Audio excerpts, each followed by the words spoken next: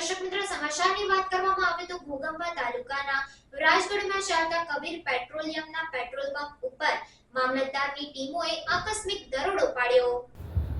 ઘોઘંબા તાલુકાના રાજગઢમાં ચાલતા Kabir પેટ્રોલિયમના petrol pump ઉપર મોડી સાંજે નાયબ કલેક્ટર અને જિલ્લા પુરવઠા તેમજ સ્થાનિક મામલતદારની ટીમોએ આકસ્મિક દરોડો પાડ્યો હતો, જેમાં પેટ્રોલ પંપના સંચાલક દ્વારા ગ્રાહકોને આપવામાં આવતા ફ્યુલમાં કાપ મારવામાં આવતો હોવાનું ઝડપાતા ફ્યુલનો જથ્થો સીઝ કરી ટાંકી સહિત 3 આઉટલેટને સીલ મારી દેવામાં આવ્યા હતા।